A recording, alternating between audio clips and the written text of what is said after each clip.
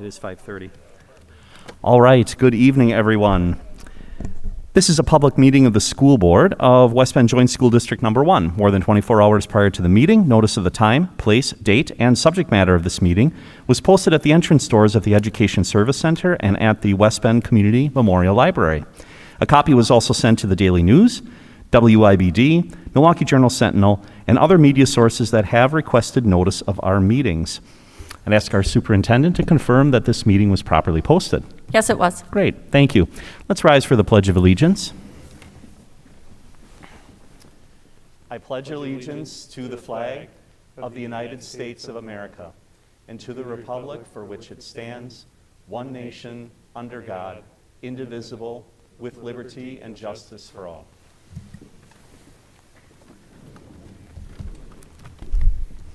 All right, thank you, everyone. We recognize a quorum tonight with all board members present, and also just want to take the opportunity to wish everybody a Happy New Year. Here we are, January of 2021. We are to the point where we need to approve our agenda. So the agenda is in front of us. I would move to approve the agenda. Is there a second? Second. Great. We'll give that one to Nancy. First one of the year, Nancy. Motion and second to approve the agenda. Any final discussion? All in favor, please say aye. Aye. Any opposed? Motion carries. Thank you. And now on to our student reports. Emily Huseman from East is going to give her update. So please take it away. Welcome. Thank you. Hello, everyone, and welcome back from our break. I hope you all had a relaxing time at home. Unfortunately, now we all can't sleep in every day and we need to actually wake up again. But besides that, I have a few things to touch on today. So, as you all know, we're looking into moving back to a full school. Everyone is also preparing for exams this week. So, I decided to ask a few students and teachers about their classes and how they're preparing for them. From the teachers that I have talked to, most of them are not going to be giving their students an exam for their regular classes. Instead, they're choosing to move straight into the next chapters. They have decided that they would rather not cause stress to the students during this time. However, for their AP classes, the teachers are deciding to give the students an exam. They say it would be an injustice for their students if they did not give them an exam because it helps with the preparation for the AP test later in the year. Moving on to the change in cohort days. I have asked the students their opinion about cohort days. Many say that they find it difficult academically to constantly switch day to day. However, they seem to like the office hours and extra help they can get on Wednesdays. Teachers also seem to agree with this, saying it gives them a chance to push the students that need any extra help. Now, how about we move on to a little bit of a less stressful topic. Have you guys heard about Match-O-Matics? Well, I'm assuming you have not. Mr. Milky's yearly matching survey is now in effect. All you need to do is fill out a simple survey about your interests and hobbies. Then wait and let the matchmaking begin. When the results come through, you'll be matched with people that have similar interests. If you choose to pay for the survey, you could meet some new friends you never knew you could have had. Something fun has been set up for the students on this Wednesday. Students can now socialize, 6 feet apart, of course, in the West Cafeteria this Wednesday at 7 a.m. Students can also gather in other places in the building while sipping hot chocolate and joining their regular scheduled classes. Also this Wednesday, from 4 to 8 p.m., the West Bend Noodles on Paradise will be donating 25% of their sales to West Bend East Booster Club. Since everyone hasn't been able to do traditional fundraising events due to COVID, this is a great way to support your East Sons and grab a bite to eat. Lastly, before we move on to athletics, I want to mention something about East NHS. NHS is writing letters to staff members at elementary schools in order to show our appreciation for the work and effort they put in to their students and community. Now, athletics. The West Bend high schools are going to begin the winter athletics as scheduled. Of course, with keeping in mind the guidelines set by the WIAA and North Shore Conference. Here's a few games for you to look forward to this week. Upcoming this Friday, boys basketball will be facing Cedarburg, and boys hockey will be going against Xavier High School. Girls basketball will be facing Cedarburg this Thursday, and next Tuesday they will be going head-to-head with Hartford. Good luck, girls. Thank you, and have a good evening. And stay warm. It's kind of cold outside. It is. Thank you very much. All right. So Abigail Eckert of West would normally be here in person tonight, but she has a conflict, I think, because of an obligation at a basketball game, if I remember right. But either way, Abigail took the time to record her update as a video. And so we have that queued up, I believe. Go ahead. Let's play it.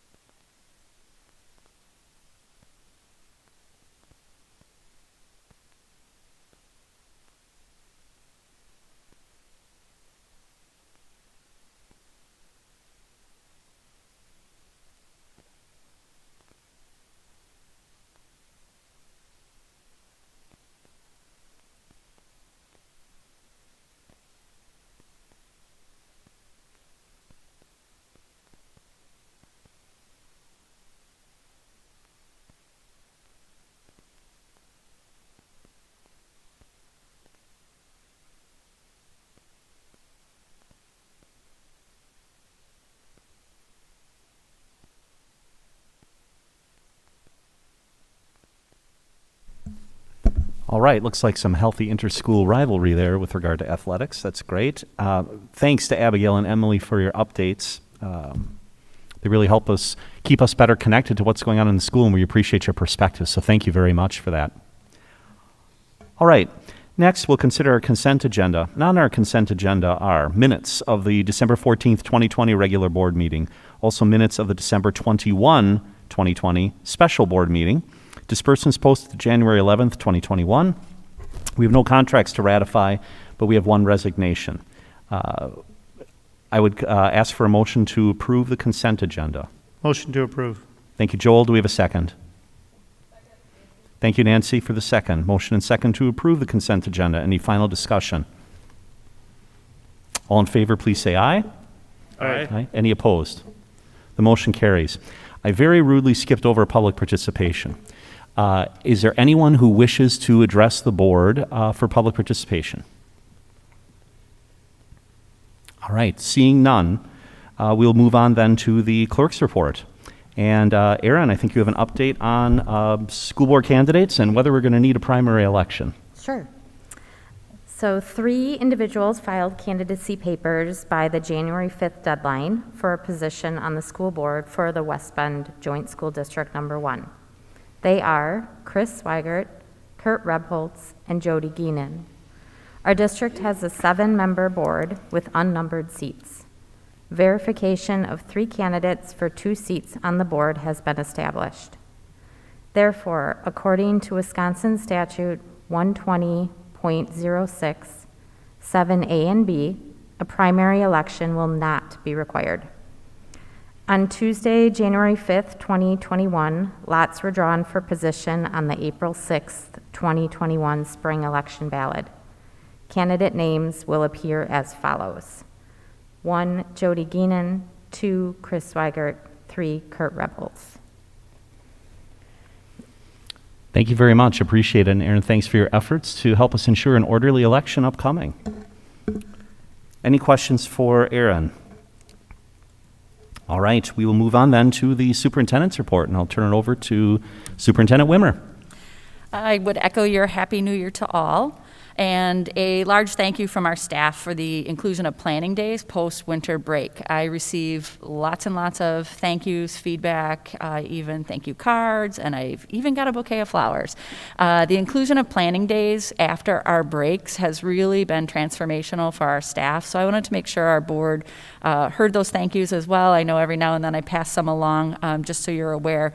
But it allowed them to step away at break, focus on kind of getting renewed and spend time with their own family, and they knew they came back to those planning days and could focus on planning instruction for their students and just feel ready and prepared to welcome them back. Again, remember they're presenting instruction currently in 2 forms, both in-person and virtual, so having those planning days has been very much appreciated. So I wanted to make sure and pass along that thank you from all staff.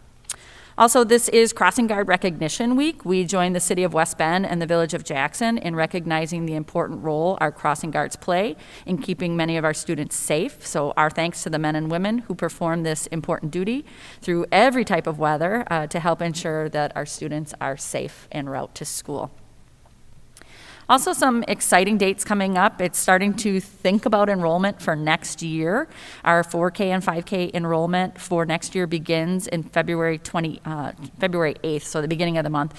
But this week, there's a virtual parent night for our families. So if you have a future 4K student, there's information about a meeting coming up this Thursday at 6 p.m., as well as all of our community partners who support and provide a 4K setting as well. So our Washington County Head Start will also be there. They've all created videos about their respective programs, their different facilities, so our families can see them in action. All of that information regarding the meeting this Thursday and those programs is found on our website. So I would encourage you to visit that, or feel free to give us a call if you're looking for information and you're not finding that readily available. But I would encourage you to visit our website for that. And again, remember that's Thursday, 6 p.m. It just wouldn't be an update without a COVID-19 update. I am really pleased to say that I sent my first email to staff alerting them and providing them the link for the sign up for their opportunity to receive a vaccination. That is our staff members who are in the 1A category designation. They've also, through discussion, I think largely, shout out to Amy Brager, our district nurse, her advocacy to expand that. So right now, the 1A designation is all of our health providers, our frontline people who are receiving kids who are sick. So secretaries, in our elementary schools, it might be a principal who's covering the health room for a while.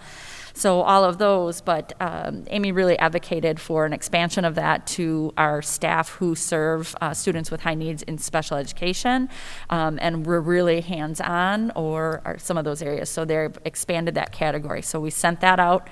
The county will continue to have weekly sign-ups for our staff till they move through the 1A group, so that's everyone in our county. We're right now prepping a survey for our staff. Everyone else in the K-12 system is considered in the 1B category. And they will survey our staff and determine, is there anyone in that category who has maybe some kind of condition that makes them high risk. They're going to work to get all the high risk staff attended to first across all districts and then move into the general 1B population. So it's really here and on our doorstep and sending out those links every week now. Those people have been notified, and again, we'll be surveying all staff through this week regarding kind of their desire to have the vaccine and what their plans are so that we can help the health department plan. So that was very exciting. When we think about both the kids were talking about kind of that end of the semester and exams, recall that we voted to put in a cohort model at the high school level only from November through the first semester. That first semester ends on the 15th and we'll return to 5-day instruction. And you might wonder, well, did that work as we intended it to? So we were made aware during that cohort model, which began December 2nd, 44 different positive cases since the start of that cohort, but it resulted in only 17 quarantines and only one was due to an instructional setting. Otherwise, it's, maybe sports teams, lunch, other social things. So 1 out of all those days. Additionally, it should be noted if we came back that week and didn't have those couple days planning post-break, they would have had done 9 contact tracings at the high school just in that week alone, additionally quarantining more students. So when you look at the averages from the fall to the start of that quarantine, we were averaging 168 students per day out on quarantine, and during the cohort, maybe it was up to 45, at one snapshot. Again, that's cases from all over, but so it did mitigate any kind of transmission in our instructional setting, and it helped us steady the ship, so to speak. We saw large numbers as anticipated kind of post-Thanksgiving. That seems to be on the decline. We're holding steady with our staffing, which is critical, and we've done what we needed to do. So we'll be sunsetting that cohort arrangement. We will continue to watch our numbers every single day and put in any kind of disruption should we need that. The kids spoke to on Virtual Wednesday. I think one of the biggest things that we had to keep kind of communicating was that we were still open for business all 5 days. We had many kids who reported to school all 4 days automatically. They had worked out some individual plans, but there was confusion. I went to school on a virtual day, and they were there. It's like, well, I'm here because I'm missing homework assignments, or here because this. And it's like, you guys, this could be the most fun day to have at school. So you can see some kids put together a Hot Chocolate Wednesday. That's this Wednesday. So kids, make sure and sign up. And they were fun to plan with. We planned that event, and right away they're like, I think our teachers would like this too. We should invite them. So it was nice. So we would welcome students any day of the week. This Wednesday's a hot chocolate invite, and let us know if you want lunch that day. I think that was one of the hardest things. I know there was a little confusion at the end of the week. The high school team sent out a survey for families for feedback.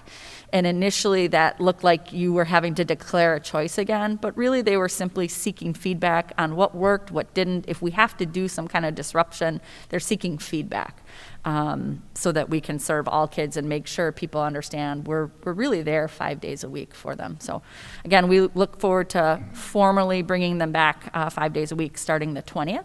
When they return, but we're happy that everyone was there and able to participate instruction-wise. So again, we're just monitoring closely. I spoke with HR again today. We haven't hit any kind of height like we saw. There was a couple days where we had in excess of 50 people out, and our grasp on those days was tenuous at best. And so we've really mitigated that, and we'll just continue to watch and monitor every single day. Great, thank you for the update. We're pleased to hear that the cohort model is working and keeping our schools open. Thank you for that. Any questions for our superintendent?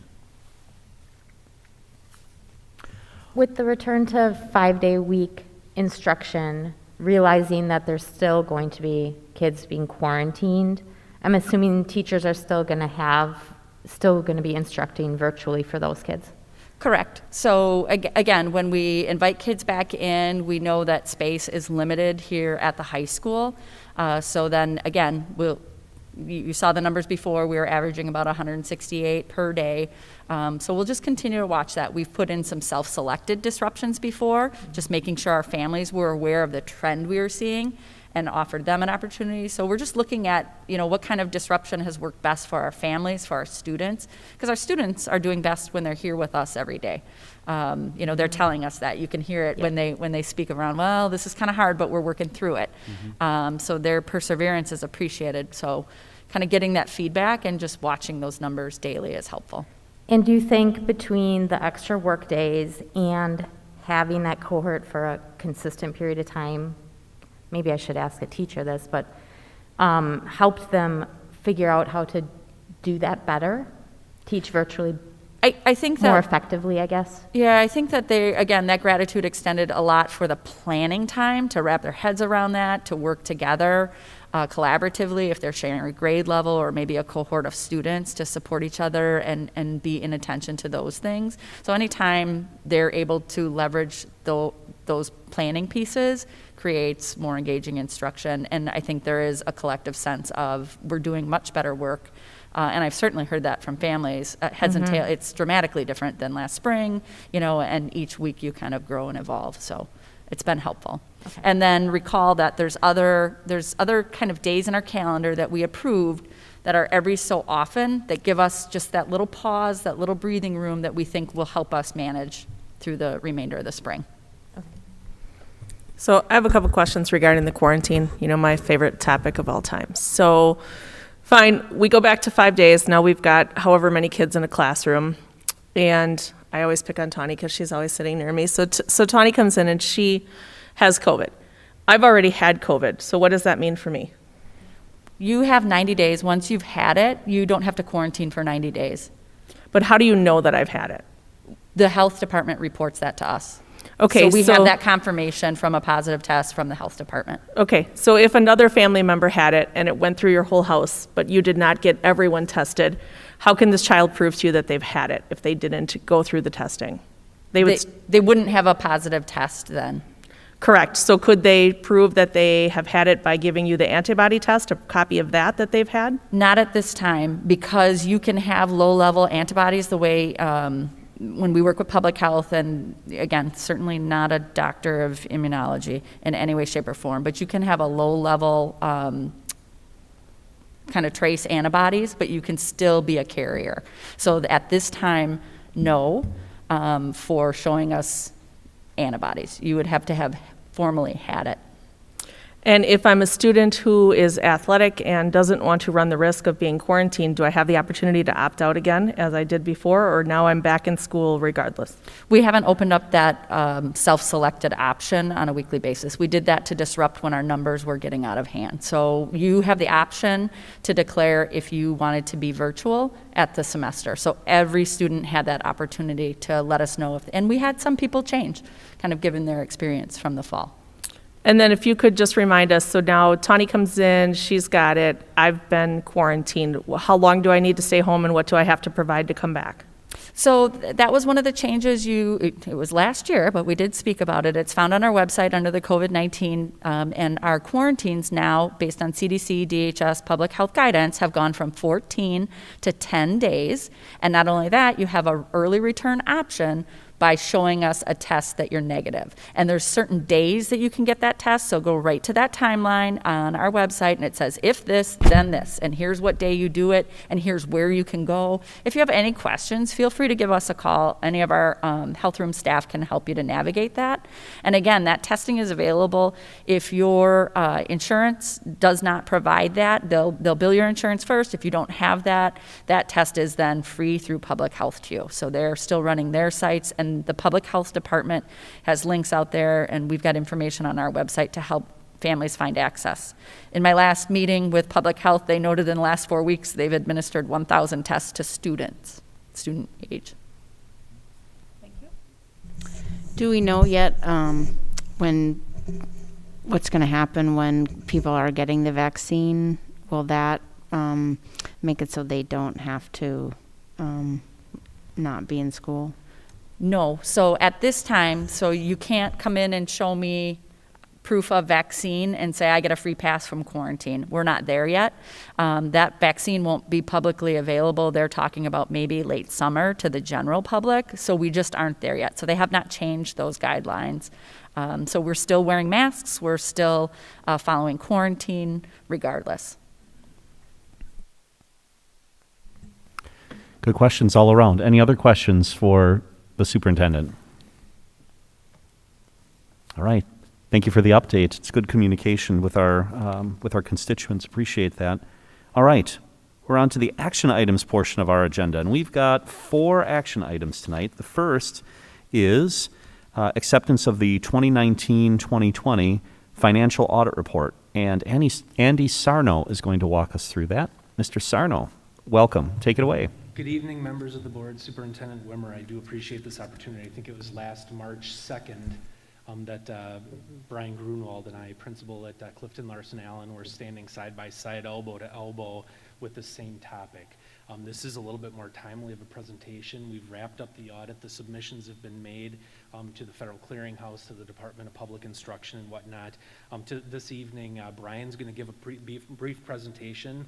In addition to that, I do have for a quick discussion topic that will be an action item on January 25th at our next meeting is designations of fund balances. That's not something that we did at that point last March. But I just want to express that the relationship, and Brian, I think I'd call it a significant amount of time that you've been working with the district, but the relationship that we have with them, I really do mean this. I indicated it in my executive summary. Yes, it's a look back of that period of time, but really what it is to utilize this to help see what we can do to continue to enhance and improve upon our financial accountability to the taxpayers, to make sure that our processes and our procedures continue to meet our clients, which are really our students, our teachers, our staff. So I'm going to hand it over to Brian. Again, he's a principal at Clifton Larson Allen, which is the equivalent in other auditing firms, I think, of a partner, if I'm not mistaken. But I'm going to jump over to the microphone in case we do need to tag team and whatnot. But Brian, please. Good to see you, Brian.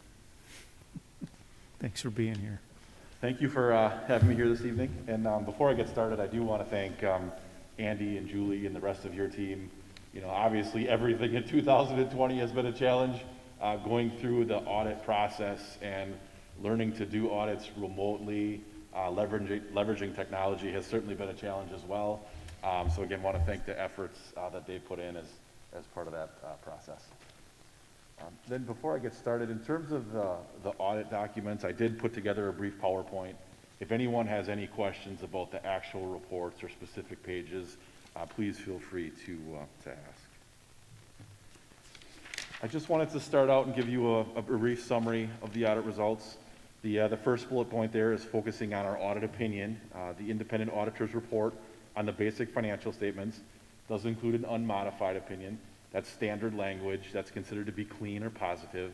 Now, that is exactly what you should hope or expect for, and certainly if there was anything that would cause us to not get to that point, we would have dealt with that along the way throughout the audit process. So I think it's exactly what you should hope or expect to see. The second bullet point there is focusing on internal control over financial reporting. The first bullet point, preparation of the annual financial report, that is something you've seen in the past, and I view this one as a little bit more of a disclosure item.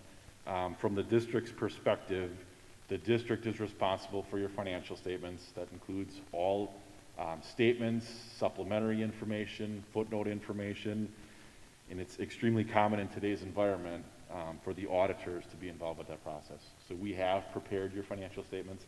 This is the disclosure of that, and that's why the finding is presented. Again, you've seen that in the past. The next item there, audit adjustments. As part of the audit process, we do work closely with your team. We try to verify the information and verify that we agree with the adjustments, the numbers. From an adjustment perspective, we did identify one more significant adjustment that related to timing. It dealt with accounts payable and retainage, and at what point a liability and expenses were reported. Because of that, we felt it was necessary to include and disclose that. There's additional information in the report on that as well. Then the last item there is segregation of duties. Again, something we've talked about in the past. As part of the audit process, we do consider the organization's internal control structure. We do not give an opinion on internal control, but we look at their processes. How do you handle cash? How do you process payroll? How do you pay your bills? So there's some additional information with regards to that. I do want to make a couple comments and highlight back in 2019, there were additional findings that have been dealt with and rectified. There was a comment for general ledger reconciliations. There was also a comment for capital asset reporting. Both of those have both been addressed. They're gone. They're not included in the current financial statements. And then to circle back on the audit adjustments comment, in prior audits, in the 2019 audit, we did have additional audit adjustments and entries, and I just want to emphasize that in 2020, the number of entries, the size, the significance, the impact of those entries has all been greatly reduced. And again, once you get into the actual documents, there is a reference to that accounts payable entry. That's really what's driving the need to continue to have that finding. based on the discussions that I've had with Andy, I'm confident that that will probably be going away in the future. Obviously, we'll verify that, audit that, but that's the plan. Any comments or questions on that? I'm assuming you audit a number of schools. I mean, your experience are any of these findings what you would consider to be unusual? I mean, certain ones, for instance, preparation of the annual financial report, the segregation of duties, largely is around the size of the staff. That's at least how I look at it. At least with those, do you consider any of those to be unusual findings that should concern the board? Exactly. You're exactly right on with your comment. To give you some perspective, I work with over a dozen school districts. Our firm works with close to 100 within the state. Extremely common to have that preparation of duties and the segregation of duties comment as well. Both of those are very common for organizations of your size. If you step back and think of the preparation of the annual financial report, you would have to have the staff with not only the knowledge, but also the time to prepare a 75 plus page document. So it's extremely common in today's environment. And with regard to the size of the audit adjustments, I mean, I would imagine, the school district is a large operation. Should the board be concerned with regard to that finding? I mean, to me, it struck me as reasonable and understandable. I would really highlight the change between 19 and 20. And again, the fact that the number of entries has reduced significantly. And now when I'm standing in front of you for 2020, I'm really talking about one adjustment, which is a timing adjustment. I think there's been tremendous strides that have been made in that area. Great, thank you.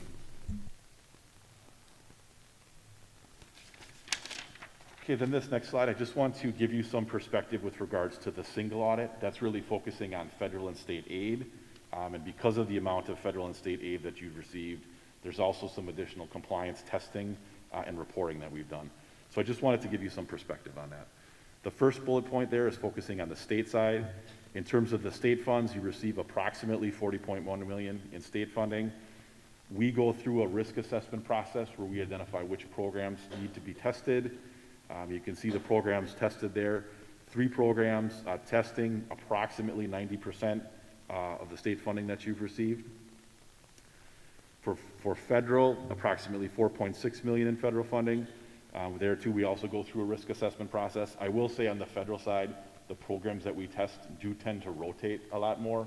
If you think about and relate to the state side, when you have a program like equalization aid that takes up so much of that state aid, and the DPI requires us to test that every year, there's a little bit less rotation on the state side. On the federal side, we do rotate those programs on an annual basis. You can see the programs that we've tested there, the special education as well as the medical assistance programs. And then the last bullet point there were some additional findings that we've reported as part of this process as well. The first one listed there, financial reporting for federal and state awards. That's very similar to the financial statement comment that I just went through for the financial statements themselves. This is really dealing with the preparation and presentation of the schedules of federal and state awards, making sure that they're properly presented, and again, that those footnote disclosures are there. So very common to the finding we just went through. And then the last bullet point there is focusing on procurement and suspension and debarment. Now, I do want to point out as going through this process, we do test specific programs. These findings relate specifically to the special education program. They do not relate to your state programs, and they do not relate to the medical assistance program. As part of the audit process, we did go through, there's additional information in the financial statements. We went through that in detail with Andy and your team. And to summarize that, I guess I would say that from a documentation standpoint, we would like to see some enhanced documentation relative to those items. The suspension and debarment item specifically relates to 4 vendors. So again, just trying to give you some perspective on the size and significance and the scope of that. Now, from a federal standpoint, there's a website that you have to go to verify that vendors are not suspended or debarred, that the federal government allows you to continue to do business with them. We did double check that. There's no issues, no concerns with regards to the vendors. It really truly is the documentation of that. So just wanted to give you some perspective on that. Does anyone have any questions or comments on that? Do you want me to go into that further? So if I'm understanding you correctly, there are some vendors that are non-compliant with some of their paperwork? So if you think of the process that you go through to identify a vendor, work with a vendor, pay invoices. There's nothing with regards to the payment of those vendors. There's no issues with what's being charged to the special education program, for example. It really relates to some additional documentation that the federal government would like to see you doing, just to verify that they're not on that suspended and debarred list. So, and we did verify that. We did go through and make sure that they're not on that list. So it's a little more of just we should show more of our work, essentially. Exactly. Andy? There's a document that dates back to 2014. So the Uniform Grant Guidance was created at that point in time. I was in a different district at that point in time. But districts across the state, and there's a uniform approach to addressing this, where WASBO, my professional organization, the school business managers and school districts got together to create is kind of a binder, if you will, that sits on a shelf that acts as a little bit of guidance, a fair amount of guidance. That document in our district and many districts has not been touched for quite some time. And so what Mr. Grunwald and his team are suggesting is bring that off the shelf. It should be a living document, much like our facilities planning document, or for that matter, a budget, and utilize that to make sure that we're in compliance with the federal requirements. So those vendors that are not doing awesome stuff, we should not be working with them. They've been suspended or debarred. And so what is our process or our procedure in identifying that ahead of time? And so a lot of the things, whether even with some of those items that Mr. Zweigert brought up, with the things that might not be completely attainable unless we adjust our staffing, there are still steps that we can take to improve upon that service. And again, what I've referenced in the value addedness that Brian's brought forward with his expertise. So we've already, I think, addressed all of these.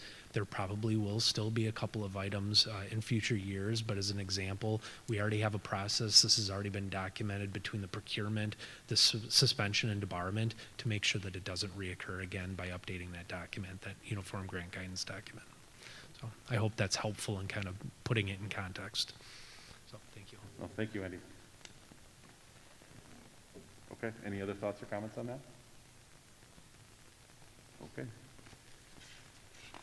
This next slide just gives you a recap. There's information that we are required to communicate as part of the audit process. This is not an all-inclusive list, but just a few of the main bullet points. Things like accounting practices, accounting estimates, nothing unusual there. Certainly no difficulties or disagreements with regards to the audit. And again, those terms are standard, so we're required to use those. I do want to point out again, there is the reference to the audit adjustments. That is specifically related to the previous discussion that I had or comment that I made relative to the accounts payable and retainage payable.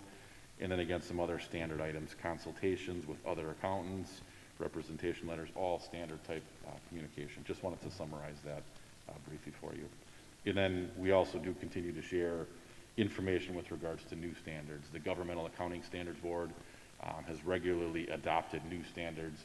We've worked with the district to share information, and we'll make sure that those are implemented timely and properly in accordance with professional standards. Okay, then I just wanted to move into some of the financial information, and I just wanted to give you a snapshot of some of the information within the audited financial statements. And when I look at the financial condition of the district, I tend to focus on fund balance, long-term debt, and other post-employment benefits.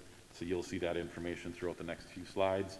This slide just gives you a snapshot, and it's just focusing on your general fund, of your fund balance in the different categories over the last several years. Back at the end of 2019, you ended with approximately $15.1 million in fund balance. That did increase up to 15.7, so you can see the slight increase there. It also shows you the additional categories. I will point out that there's additional information in the audited financial statements on page 47 that shows you more detail on those individual categories. I know Andy's going to be talking about that in a little bit, so I'm not going to go into those too much further. I guess I'd say the highlight from my perspective is when you look at that unassigned category and you see that, how that's fluctuated and certainly how that's increased. I always like to see dollars in that unassigned category because it gives you a lot of flexibility and additional working capital with regards to moving forward. This next slide also focusing on the general fund and fund balance, just expressing the amount of fund balance you have in comparison to the budget, the actual expenditures flowing through your budget. In the two categories we're focusing on here are the blue line or the unassigned, You can see there that amount increasing from 9.4% up to 12.1%, so certainly a positive increase there. And then the red line is focusing on your total fund balance, all categories in your general fund, and comparing that to the amount of expenditures in there too. You can see the fluctuation there did increase from 19.6 up to 20.6 at the end of 2020, primarily because that overall increase in your fund balance. And again, there is additional information there.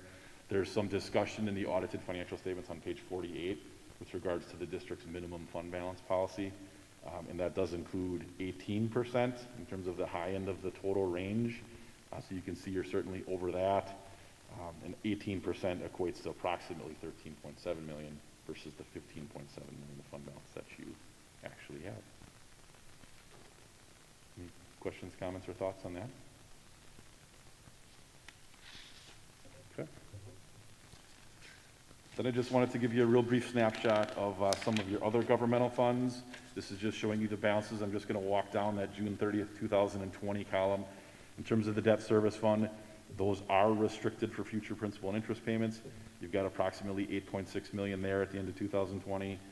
The special revenue fund section focusing on food service, community service, and the donations, which is really your Fund 21. And then lastly, you'll see the capital projects funds. I just want to point out in terms of the presentation here that this does include your capital projects fund as well as your Fund 46. I combined them for purposes of the presentation here. The Fund 46 being your long-term capital improvement trust.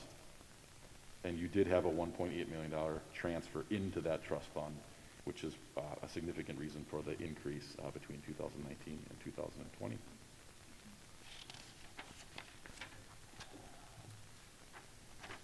Then also just wanted to step back and give you a presentation of your long-term debt. Now this is just your general obligation debt. You can see the categories there for your notes and for your bonds. At the end of 2020, $1.6 million in general obligation notes outstanding and $28.4 million for general obligation bonds. Overall, you can see the trend.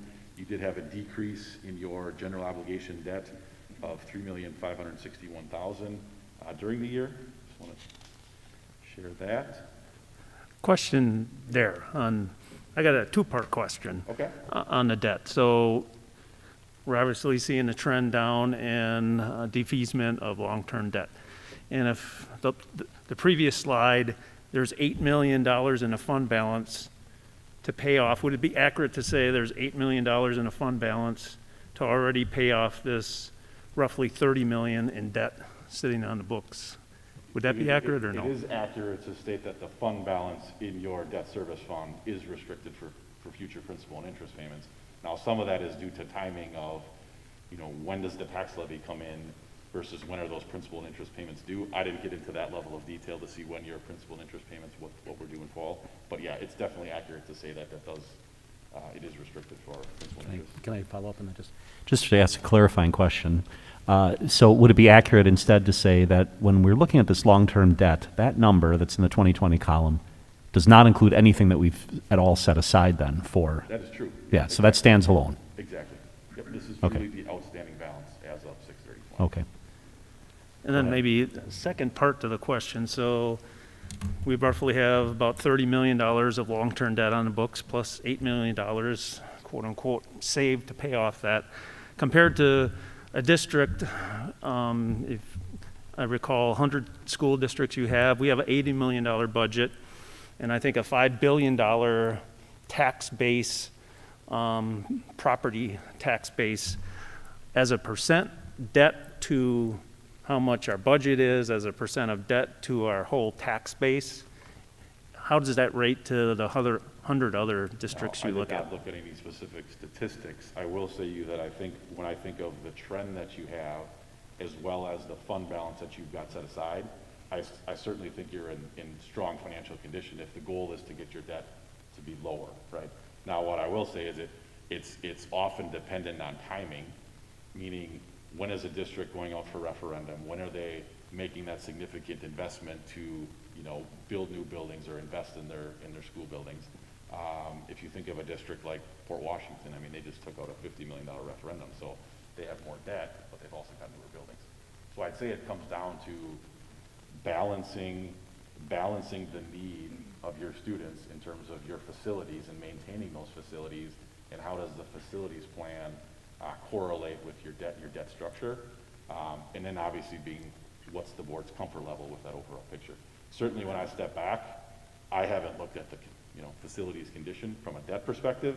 Yeah, no, there's a lot of positive signs with your debt, your structure there. A little bit of a teaser is that Brian from Baird, so Brian Brewer from Baird, which I know you're familiar with him, he will be here in 2 weeks, and we're going to be having that discussion.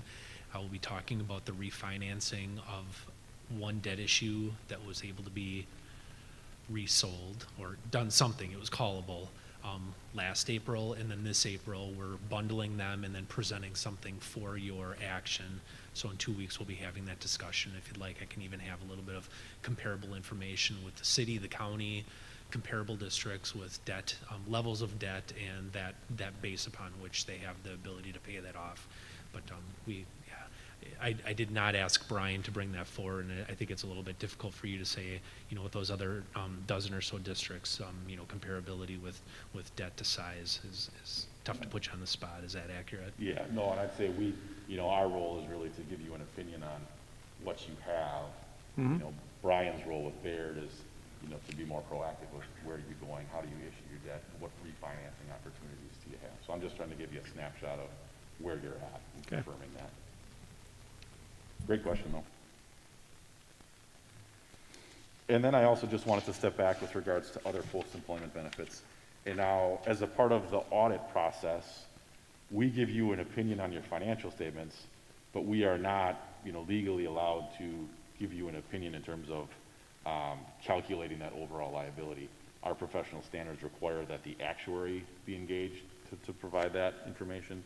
So the actuary accrued liability, based on the most recent study that they've done, is 9.9 million. You do have the Fund 73 that's used to set aside funding for that, net position for that. And then you can see the net liability being 8.4 million. So that's really looking at the actuary accrued liability less the portion of that fund balance that's related to funding for that. So leaving you at a net liability of 8.4 million. There is additional information on page 45 in your financial statements. There's several pages of information there. I'd say the key with that is understanding that an actuary is involved. They do use a lot of estimates, and obviously they're trying to project out based on some of the variables that they have going into that calculation.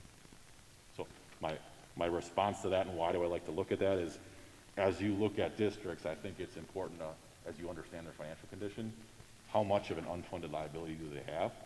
8.4 million for a district your size is certainly not high.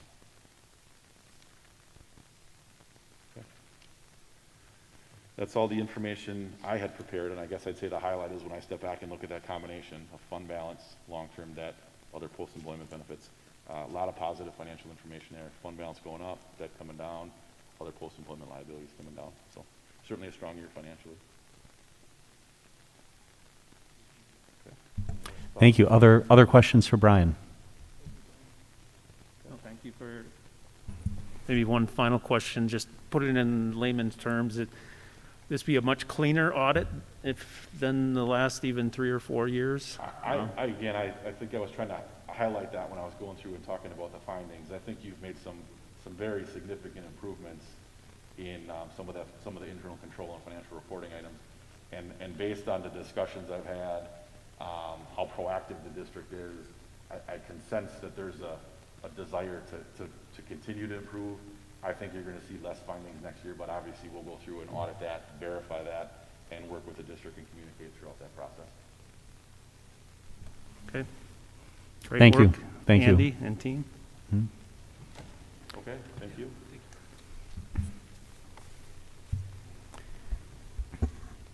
And Andy, I know you wanted to talk about some information around fund balance. Did you want us to take up the motion to approve the financial statements first, or would you like to have the discussion around fund balance? I would be more than happy if you guys would take up the motion. And by the wording was done specifically. Really, I have to tell you, unless there was something significant that was found, and thanks to for Paul, reviewing this over the weekend, and there were 2 minor typos that don't even require. We'll be updating the document, but I think there's a mislabeling of a table and a mislabeling of a note. Those are caught, so thank you so much, sir. But please feel free to. But you're accepting the audit as presented with those financial documents. So thank you. Great. I move to accept the June 30, 2020 audited financials for the 2019-2020 fiscal year as presented. Is there a second? Second. Thank you. Motion and second to accept the audited financials. Any final discussion? All in favor, please say aye.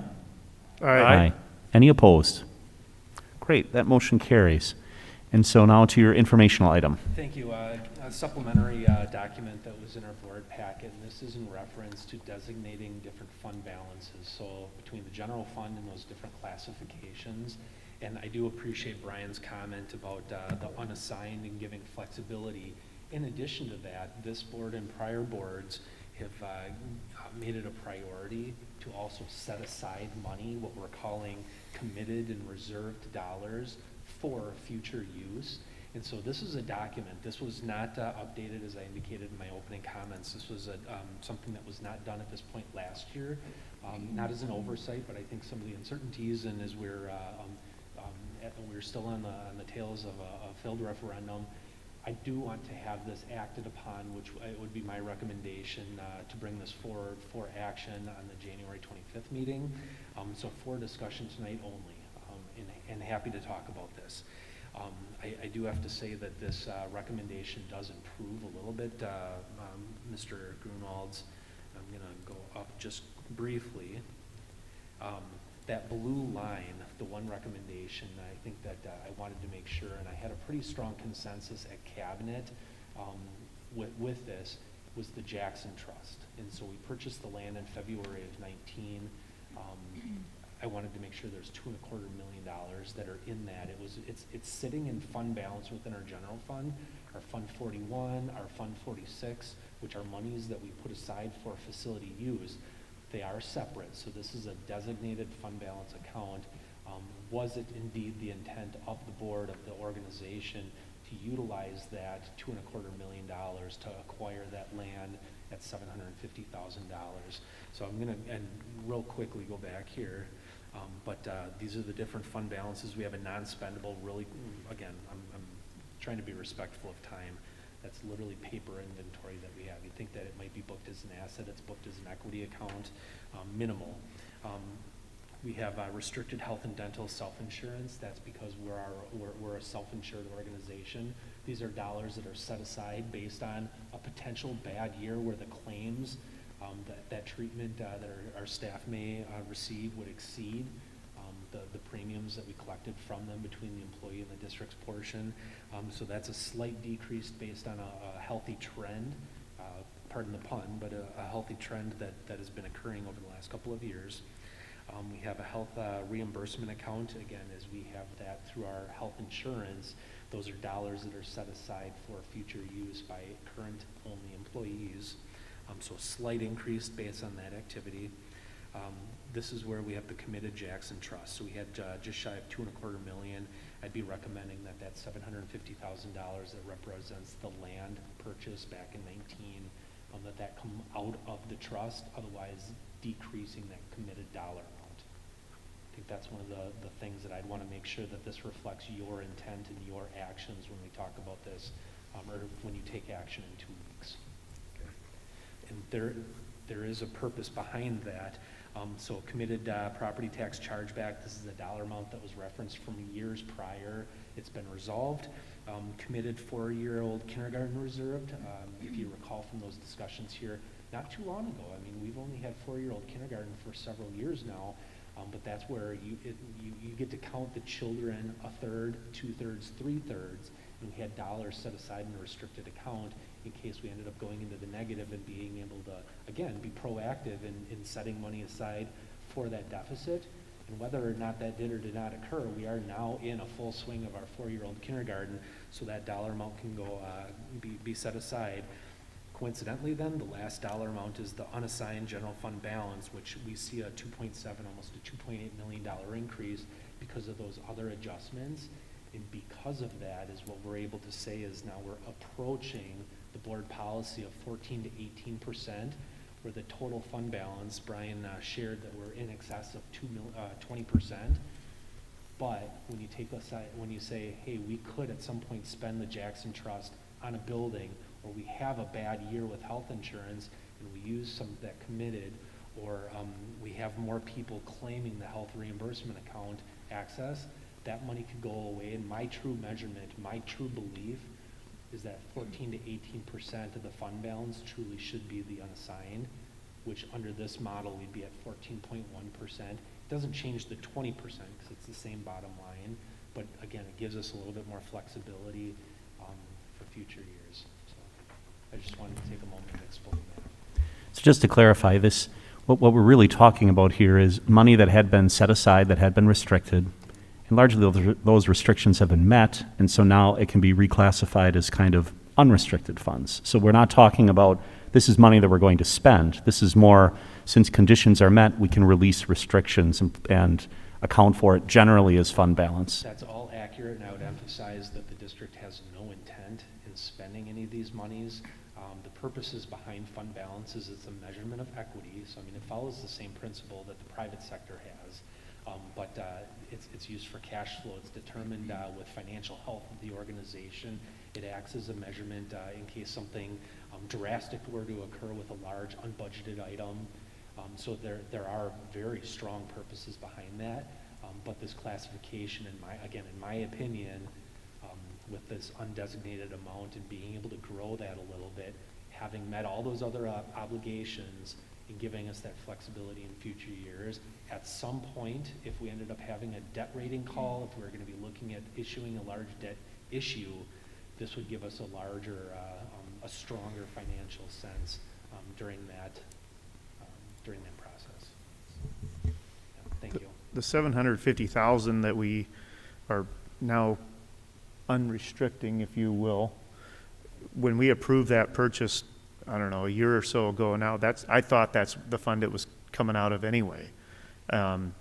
Maybe I'm a little surprised that we haven't already made this action, but I'm in full favor of it because that land was purchased for the sole purpose of someday putting a school on it. And if we never do, then we sell that land and hopefully recoup our $750,000 that we initially purchased it for. So I'm certainly in favor of making that 750,000, pulling it out of or unrestricting it, as the president said, and putting it in general fund balance. Other questions? All right. Thank you.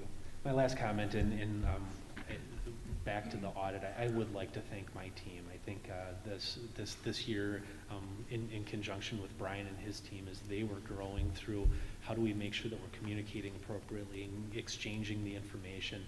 But my team really did a nice job. I'm very thankful for them. They all came through. We had a timely audit. I think I've been giving audits since dating back to September, but I'd be remiss if I did not thank them. So do appreciate the opportunity to get in front of you this evening. Thank you. All right. So as this is a discussion item, we will bring this back at the next meeting for potential action. All right, the next item then on our agenda is approval of micro-credential course offerings and 2021-2022 certified staff expertise pay. And Lenny Hansen will be walking us through this item. Mr. Hansen, good evening.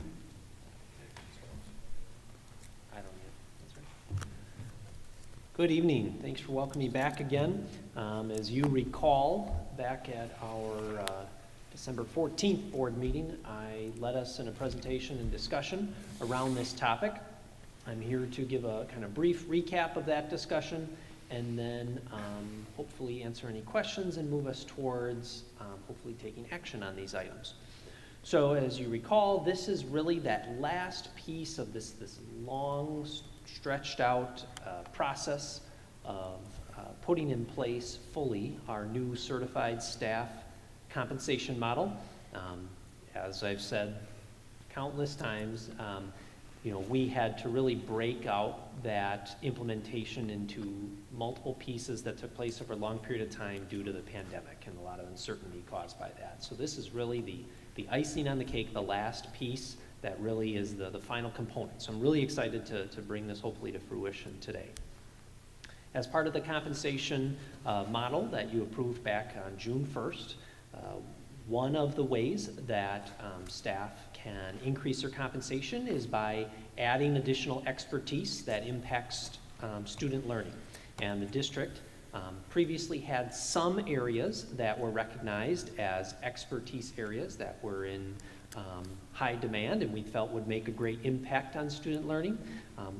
We discussed about how to expand that, both in terms of additional licensure that we feel is highly impactful. We talked about master's degrees in content areas. We talked about national board certification as one way that's impactful. And then we talked about micro-credentials, which is one of the more cutting-edge elements of the compensation model. At the last board meeting, I presented to you a slate of micro-credential courses that we have worked with 2 partner universities, Cardinal Stritch University and Concordia University, to prepare to roll out so that those micro-credential offerings can be provided through the universities. At the same time, we're very excited about the opportunity for custom-designed micro-credentials offered through those universities. So one of the presented micro-credential tracks that you see, the one revolving around technology through Cardinal Stritch, is actually a custom-designed course. Tim Harder, our Director of Technology, and Curtis Marquardt, one of our instructional coaches here at the high school, have partnered together to put together a course that the Cardinal Stritch staff easily approved. They were extremely impressed with the rigor and detail involved in that course. So one of the courses presented before you today as part of the micro-credentials is a West Bend School District taught course by those 2 individuals who will be adjunct professors actually for Cardinal Stritch to lead that out, which is very exciting. And we're excited about future opportunities to add additional custom design courses. So the micro-credential piece is one of those elements that you see before you. As you recall, the Cardinal Stritch option and the Concordia options kind of take 2 different approaches. The Concordia courses that are presented are really built around true graduate level courses, which means there's a larger investment in terms of tuition on the front end by the teacher, but at the same time then on the back end, once completed, the compensation increase that they receive is larger in a commensurate way. And commensurate, especially compared to like how we're recognizing additional licenses and master's degrees when you look at it on a per credit type basis. So the micro-credential offerings is one piece that I have and hopefully asking for approval for this evening. The second is an element that the compensation model says I will, or whoever's in my role, will present on an annual basis to you, which is really looking at those expertise pay amounts from a larger perspective. So I'm just pulling up the chart in front of me, and that looks at that master's degree, board certification, those additional licensure compensations. So for next year, so again, these amounts there are not going in effect until September 1st of this current year. The master's degree stipend we're keeping where it is, as well as the national board certification stipend. We're proposing to keep those where they are. We feel they're set correctly. But then we did propose some increases to some of the licensure areas, specifically 3 areas that we have identified as aligning very, very strongly to the strategic goals of the district as far as achievement gap areas that we really want to target and go after. Speaking of specifically reading, English language learners, and then special education. So we propose increasing that expertise pay stipend from $1,100 to $2,100. And then we add an additional new licensure, which is also offered as a micro-credential, so you can do it one way or the other. And that revolves around the alternative education license, which it doesn't require as much coursework as some of those other licenses, so the stipend amount is a little bit less, $800, which you'll see on the chart as presented there. So we really feel that these adjustments here bring this model to a point that it is fully implemented, and we are prepared with your approval tonight to this week roll out the entire process so our staff can start registering and getting to work if they so choose on some of this coursework in as early as February. And then what we'll be doing moving forward then is periodically coming to you with new micro-credential courses that are developed and we'd like to roll out. We want to, our focus this time around, as the initial slate was really around creating a menu of options that were applicable to all of the members of our certified staff, regardless of what role you might be in. We didn't want to get too particular right now. We wanted options for everyone from physical education teachers to counselors to psychologists to classroom teachers to the coordinators, the whole gamut. So that was our primary focus here. And what I'll do now is I'll take questions, and then after that, I have 2 different motions for consideration. Okay, questions for Mr. Hanson?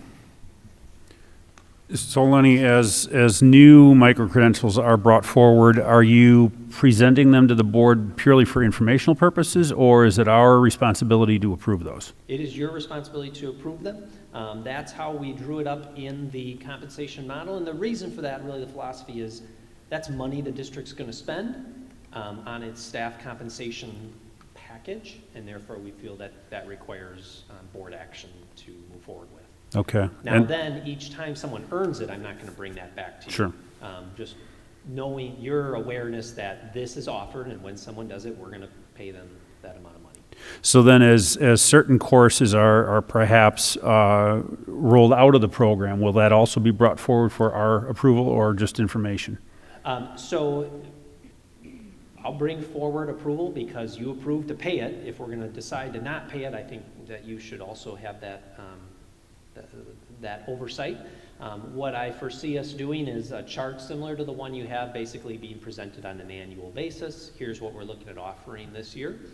If there are some that we roll out of, what we are putting in place is a pre-approval process. So we'll know if someone has started one that we're maybe looking at maybe replacing with something else or discontinuing, so that we can continue to complete everyone who's already started on that track. We don't want to pull the rug out from anyone who's already started on that, but then with our pre-approval process, we'll be able to stop any new approvals of someone pursuing that if we're going to replace it with another one. So, for example, we have a number of staff members with a lot of expertise in working in action planning for students who maybe are experiencing significant behavioral needs or traumas and things like that. There may be a situation in the future where we replace one of the supporting students with behavioral needs micro-credentials with a custom designed one. And in that case, we would allow anyone that's already received pre-approval to complete those courses, but maybe freeze any new approvals and shift people to our replacement one. The issue becomes the more that we offer, the fewer people you get registering for any particular one, and on a lot of these, there's a lot of value in working together and being able to collaborate in the coursework, so we don't want to offer too extensive of a menu that it becomes so siloed. We know our staff have told us for years how much they love to learn together, and a lot of this work involves application that is best done in a collaborative environment. So we will probably over time remove some as we replace them with new ones so that we can ensure that opportunity for collaboration on these. At the same time, there may be some that are very specialized because we do have some, we employ nearly 1,000 people. There are some roles that there are singletons in our district and they're very unique, and we don't want those individuals to be left out.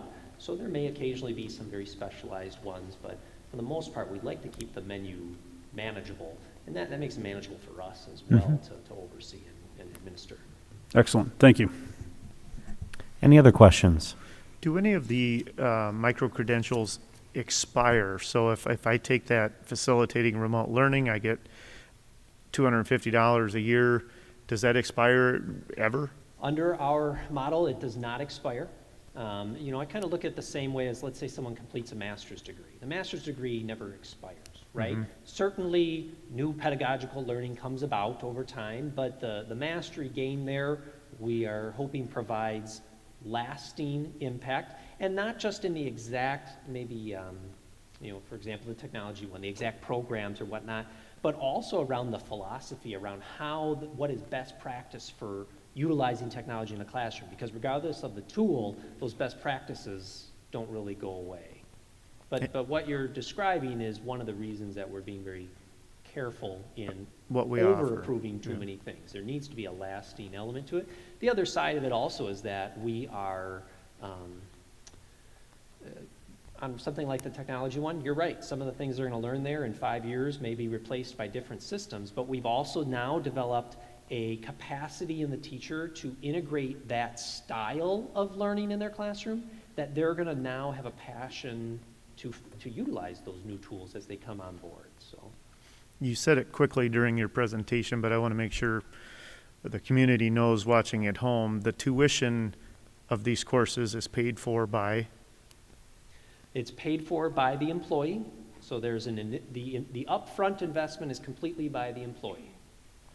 If they complete that work, we then add the stipend Yeah. to their salary afterwards, and then it takes, a number of years for them to kind of make back their investment, and then after that, it's, And some of I'm just going to say it out loud because I know not everyone logs into board docs, but some of these micro-credentials from Cardinal Stritch have a $450 investment from the employee, and the $250 annual that they're going to get on their paycheck, obviously it's going to take, 2 years of working to make up that investment. And on the Concordia options, it's over $4,300 investment, a $1,200 stipend, that's 3.5 years of, so it's putting kind of that carrot out there that you're going to get some more money, but we also want you to stay and use these courses to benefit our children and our community. So it's definitely designed for longevity, for sure.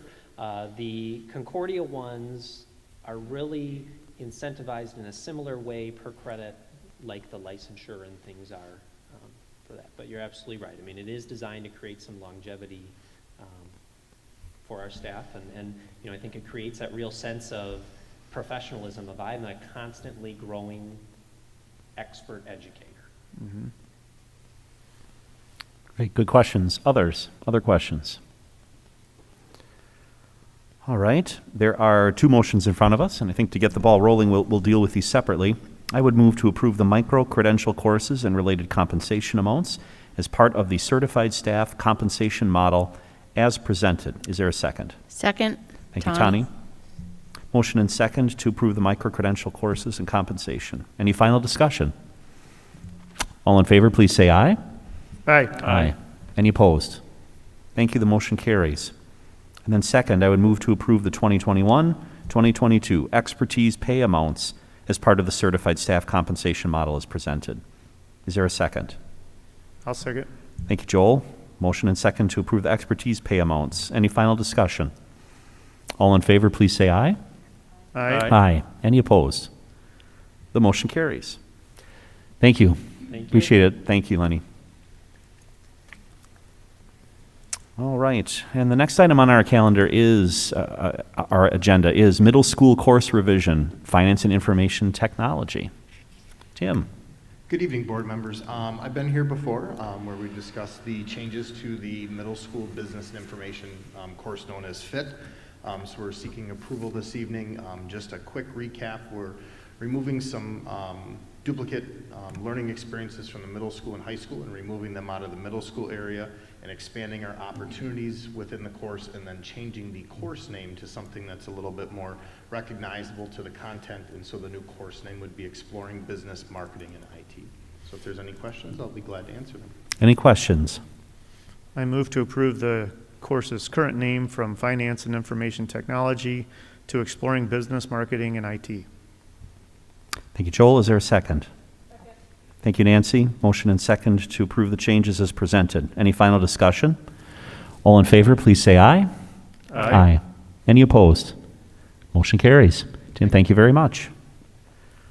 All right, the next item on our agenda then is a second reading of Board Policy 423, open enrollment, and our superintendent will be taking that one. I will just remind the board this is a second reading, and not to be presumptive, but just a reminder that Board Policy 151 does allow us, with unanimous approval of the board, to change a policy on second discussion. So we'll just keep that in mind as the superintendent makes her presentation. Thanks Go for ahead. that reminder. As I brought it forward the first reading, we noted that this policy was woefully out of date and did not reflect practice. So we needed to bring that into alignment with some requirements. We consulted with WASB, utilized their legal services, created foundational language. I think the policy, as we discussed previously, really lays out for our public in a transparent way exactly how open enrollment is handled, and I think that's appreciated. So we had no questions or discussions, anything to take care of from the language last time, so it's presented for second reading tonight, along with potential action. Any questions? I move to approve Board Policy 423, open enrollment, as presented. Is there Aaron, we're going to give that one to Aaron. Aaron, second. All right. Motion and second to approve the revisions to Board Policy 423, open enrollment.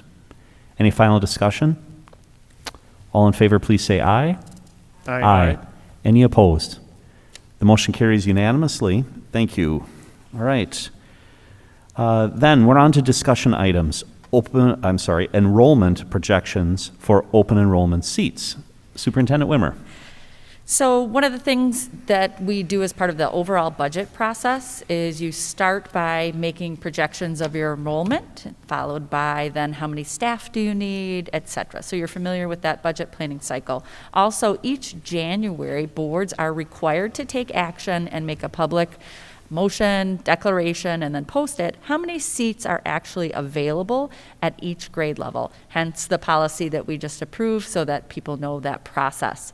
So part of that I wanted to walk through. I think we've had kind of that open door policy before, but as we look at kind of financial hardship and making sure that we're stewards of our community's dollars, we need to look at and discuss how we project enrollment, what numbers we use, what we don't use, et cetera. So I just wanted to walk us through that piece. And I have a visual for you because I'm going to throw some numbers at you, but to walk you through that, we would use a couple different methods to project our enrollment. Really large 50,000 foot view, you can use the UW-Madison Population Lab. We do that every maybe 5 to 10 years to give you, birth rate, census, those kinds of things. Way back in the day, before HIPAA, school districts used to receive from hospitals lists of how many births there were, so you could kind of plan for your communities. Since we don't receive that, often districts are looking towards that population lab to help support overall big picture things. And then we're also looking at capacity within our cities, zoning, et cetera, to look at what's that future need, where are we going to be, right? So locally then, that UW-Madison and those big picture, we do internal calculations. We look at our cohorts. So we'll do multiple mathematical calculations, looking at cohorts over time, looking at attrition rates. We know that we're a declining enrollment district, so we're just looking at where is that bubble as it moves through, where will we kind of get steady for the ship, and where are we going to land, that kind of thing. And then also Baird, you've heard of Baird, our financial partner, they assist with some modeling as well. What's nice in our district is that we have very stable enrollment. We don't have a lot of kids moving in and out and moving around, a lot of mobility, which can impact a lot of things. We really don't have that. We're relatively stable. So we are projecting using kind of all those methods and taking the very conservative route, because the pandemic has created just a lot of uncertainty in numbers and big shifts. So you hear us talk about that. So very conservatively, we're projecting 5,742 students for next year.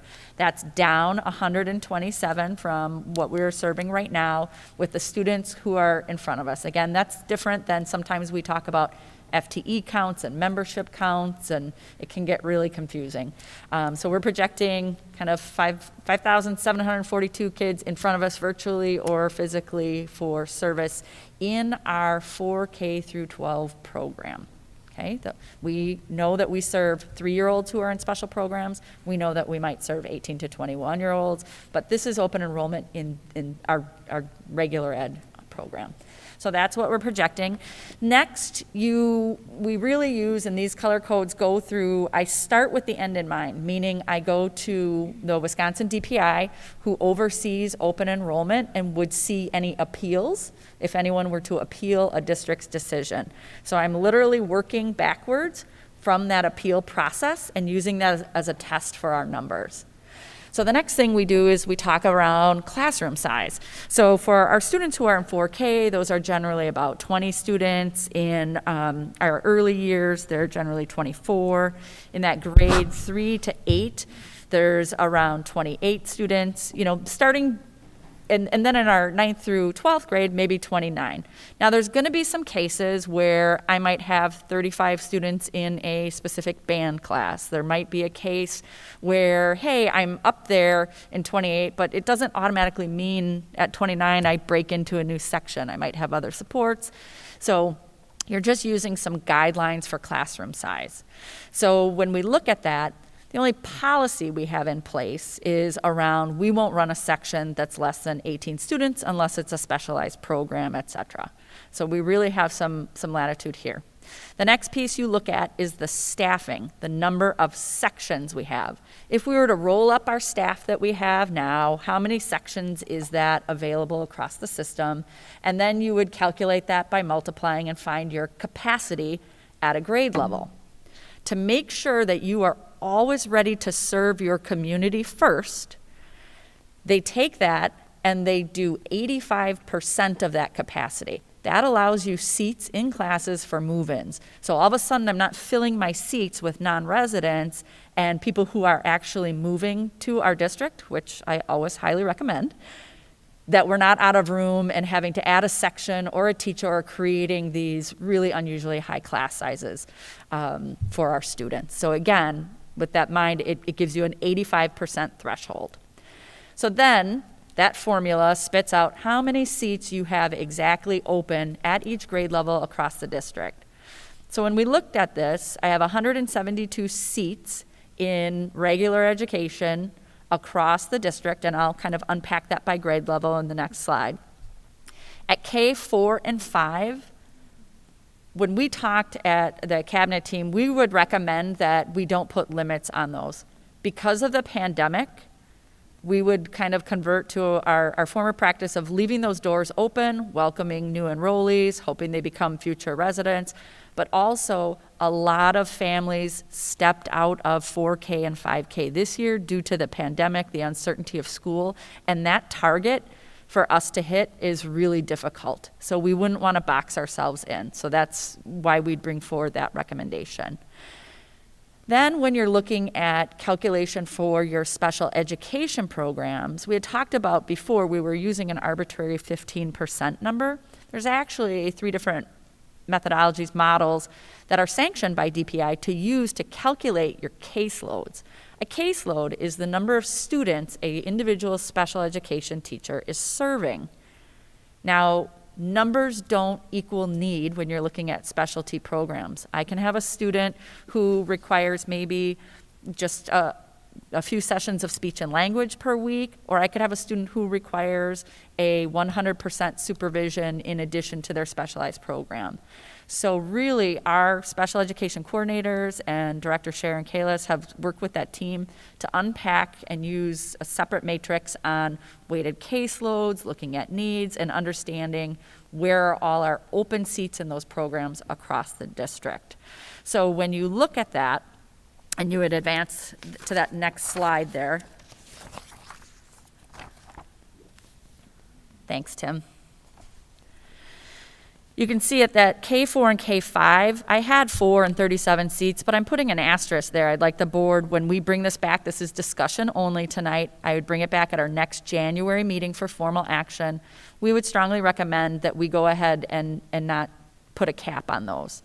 If I don't cap those, that opens up a couple seats or opportunities for students who might have special needs in those grades.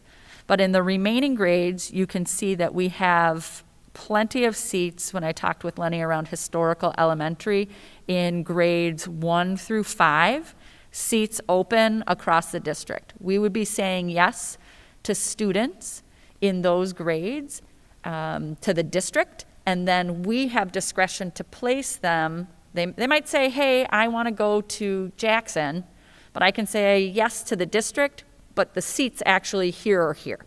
That allows us to preserve class size. So these are seats across the district, and then we work to make class size placements. When we looked at grades 6 through 8 and did those calculations, those are closed due to our own enrollment, and again, keeping that buffer of seats open for our own move-ins, our own kind of mobility. The freshman level reopening at 9th grade with 4 seats, and then the remainder of that high school closed. This does not count, I want to be very clear, this is the seats for full-time open enrollment. We have partnerships across high schools with, I think, of our construction program partnership and ag partnership we have with Kewaskum. It doesn't impact that. It doesn't impact part-time and open enrollment. It doesn't impact residents moving in.